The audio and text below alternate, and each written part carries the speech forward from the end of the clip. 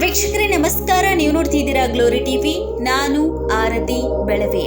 ವೀಕ್ಷಕರೇ, ಭಾರತದ ಸ್ವಾತಂತ್ರ್ಯ ದಿನವನ್ನ ಪ್ರತಿ ವರ್ಷ ಆಗಸ್ಟ್ 15ರಂದು ದೇಶಾದ್ಯಂತ ಬಹಳ ವಿಜೃಂಭಣೆಯಿಂದ ಮತ್ತು ಹೆಮ್ಮೆಯಿಂದ ಆಚರಿಸಲಾಗುತ್ತದೆ. ಈ ದಿನವು ನಮ್ಮ ದೇಶದ ಇತಿಹಾಸದಲ್ಲಿ ಅತ್ಯಂತ ಮಹತ್ವದ ದಿನವಾಗಿದೆ. ಏಕೆಂದರೆ ಆಗಸ್ಟ್ 15, 1947ರಂದು ನಮ್ಮ ದೇಶವು ಬ್ರಿಟಿಷ್ ಆಳ್ವಿಕೆಯಿಂದ ಸ್ವತಂತ್ರವಾಯಿತು. ದೇಶವನ್ನ ಸ್ವತಂತ್ರಗೊಳಿಸಲು ತಾಯ್ನಾಡನ್ನ ರಕ್ಷಣೆ ಮಾಡುವುದಕ್ಕೆ ಅದೆಷ್ಟೋ ವೀರ ಹೋರಾಟಗಾರರು ತ್ಯಾಗ ಬಲಿದಾನಗಳನ್ನು ಮಾಡಿದ್ದಾರೆ. ಈ ಸ್ವಾತಂತ್ರ್ಯ ಹೋರಾಟಗಾರರ ತ್ಯಾಗ ಬಲಿದಾನಗಳನ್ನು ಸ್ಮರಿಸಲು ಪ್ರತಿ ವರ್ಷ ಆಗಸ್ಟ್ 15ರಂದು ದೇಶದೆಲ್ಲೆಡೆ ಸ್ವಾತಂತ್ರ್ಯ ದಿನವನ್ನ ಆಚರಣೆ ಮಾಡಲಾಗುತ್ತದೆ. ಆಗಸ್ಟ್ 15 ನಮ್ಮ ದೇಶಕ್ಕೆ ಐತಿಹಾಸಿಕ ಹಾಗೂ ಮಹತ್ವದ ದಿನವಾಗಿದೆ. 1947 ಆಗಸ್ಟ್ 15ರಂದು ಭಾರತವು 200 ವರ್ಷಗಳ ಬ್ರಿಟಿಷ್ ಆಳ್ವಿಕೆಯಿಂದ ಮುಕ್ತವಾಗಿ ಭಾರತ ಪ್ರಜಾಸತ್ತಾತ್ಮಕ ರಾಷ್ಟ್ರವಾಯಿತು.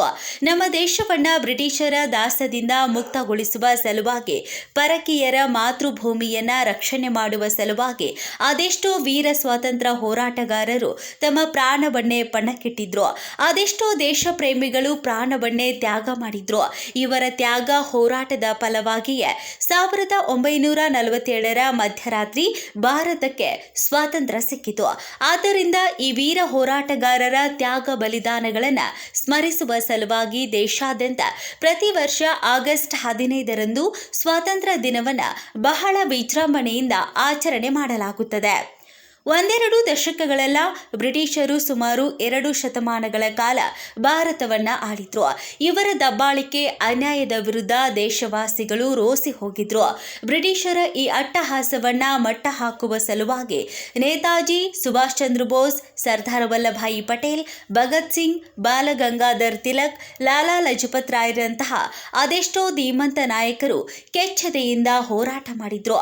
ಅದೆಷ್ಟೋ ಸ್ವಾತಂತ್ರ್ಯ ಹೋರಾಟಗಾರರು ಭಾರತವನ್ನ ಗುಲಾಮಗಿರಿಯಿಂದ ಮುಕ್ತಗೊಳಿಸಲು ಪ್ರಾಣವನ್ನೇ ತ್ಯಾಗ ಮಾಡಿದ್ರು. ಇಂತಹ ಮಹಾನ್ ಸ್ವಾತಂತ್ರ್ಯ ಹೋರಾಟಗಾರರ ಸುದೀರ್ಘ ಹೋರಾಟದ ಫಲವಾಗಿಯೇ ಆಗಸ್ಟ್ 15, 1947ರಂದು ಭಾರತವು ಬ್ರಿಟಿಷರ ದಾಸ್ಯದಿಂದ ಮುಕ್ತವಾಗಿ ಸ್ವಾತಂತ್ರ್ಯವನ್ನ ಗಳಿಸಿತು. ಸುಮಾರು 200 ವರ್ಷಗಳ ನಂತರ ಭಾರತವು ಗುಲಾಮಗಿರಿಯ ಸಂಕೋಲೆಯಿಂದ ಮುಕ್ತವಾದ ದಿನ ಇದು. ಈ ದಿನದಂದು ದೇಶವಾಸಿಗಳು ತಮ್ಮ ಧೈರ್ಯಶಾಲಿ ಸ್ವಾತಂತ್ರ್ಯ ಹೋರಾಟಗಾರರ ತ್ಯಾಗಗಳನ್ನು ನೆನಪು ಮಾಡಿಕೊಳ್ಳುತ್ತಾ ಮತ್ತು ದೇಶಕ್ಕೆ ಸಮರ್ಪಣಾ ಪ್ರತಿಜ್ಞೆಯನ್ನ ತೆಗೆದುಕೊಳ್ಳಲಾಗುತ್ತದೆ. ಈ ವರ್ಷ ಭಾರತಕ್ಕೆ 79ನೆಯ ಸ್ವಾತಂತ್ರ್ಯೋತ್ಸವದ ಸಂಭ್ರಮ. ದೇಶದೆಲ್ಲೆಡೆ ಸ್ವಾತಂತ್ರ್ಯ ದಿನವನ್ನ ಬಹಳ ಸಂಭ್ರಮದಿಂದ ಆಚರಣೆ ಮಾಡಲಾಗುತ್ತೆ. ಈ ದಿನದಂದು ದೇಶದ ಪ್ರಧಾನಮಂತ್ರಿಗಳು ಕೆಂಪು ಕೋಟೆಯಿಂದ ತ್ರಿವರ್ಣ ಧ್ವಜವನ್ನ ಹಾರಿಸಿ ದೇಶವನ್ನ ಉದ್ದೇಶಿಸಿ ಮಾತನಾಡುತ್ತಾರೆ. ಜೊತೆಗೆ ಈ ದಿನದಂದು ಸರ್ಕಾರೇತರ ಕಚೇರಿ, ಸಂಸ್ಥೆ, ಶಾಲಾ ಕಾಲೇಜುಗಳಲ್ಲಿ ಧೈರ್ಯ, ತ್ಯಾಗ, ಬಲಿದಾನ, ಶಾಂತಿ ಮತ್ತು ಬಾಂಧವ್ಯವನ್ನ ಸಾರುವ ಸಂಕೇತವಾಗಿರುವ ತ್ರಿವರ್ಣ ಧ್ವಜವನ್ನ ಹಾರಿಸಲಾಗುತ್ತದೆ. ಈ ದಿನದಂದು ದೇಶವಾಸಿಗಳು ಧೈರ್ಯಶಾಲಿ ಸ್ವಾತಂತ್ರ್ಯ ಹೋರಾಟಗಾರರ ತ್ಯಾಗಗಳನ್ನು ನೆನಪು ಮಾಡಿಕೊಳ್ಳುತ್ತಾರೆ. ಈ ದಿನದಂದು ದೇಶದ ಪ್ರಧಾನಮಂತ್ರಿಗಳು ಕೆಂಪು ಕೋಟೆಯಲ್ಲಿ ತ್ರಿವರ್ಣ ಧ್ವಜವನ್ನ ಹಾರಿಸಿ ಬಳಿಕ ದೇಶವನ್ನ ಉದ್ದೇಶಿಸಿ ಮಾತನಾಡುತ್ತಾರೆ.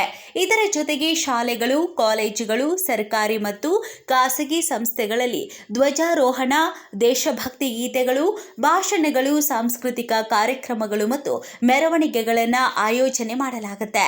ಸ್ವಾತಂತ್ರ್ಯದ ನಿಜವಾದ ಅರ್ಥವೆಂದರೆ ಗುಲಾಮಗಿರಿಯಿಂದ ಮುಕ್ತಿ ಪಡೆಯುವುದು ಮಾತ್ರವಲ್ಲ, ನಮ್ಮ ಆಲೋಚನೆಗಳು, ಹಕ್ಕುಗಳು ಮತ್ತು ಕರ್ತವ್ಯಗಳ ಬಗ್ಗೆ ಅರಿವನ್ನ ಮೂಡಿಸುವುದಾಗಿದೆ. ಈ ದಿನದಂದು ಸ್ವಾತಂತ್ರ್ಯೋತ್ಸವವನ್ನ ಆಚರಿಸುವುದು ಮಾತ್ರವಲ್ಲದೆ ದೇಶದ ಅಭಿವೃದ್ಧಿ, ಏಕತೆ ಮತ್ತು ಸಹೋದರತ್ವಕ್ಕೆ ಕೊಡುಗೆ ನೀಡುತ್ತೇವೆ ಎಂದು ಪ್ರತಿಜ್ಞೆಯನ್ನ ಮಾಡಬೇಕು. ಮತ್ತಷ್ಟು ಸುದ್ದಿಗಳಿಗಾಗಿ ನೋಡ್ತಾ ಇರಿ ಗ್ಲೋರಿ ಟಿವಿ. ಲೈಕ್ ಮಾಡಿ, ಶೇರ್ ಮಾಡಿ, ಸಬ್ಸ್ಕ್ರೈಬ್ ಮಾಡಿ. ಇದು ನಿಮ್ಮ ಶಕ್ತಿ.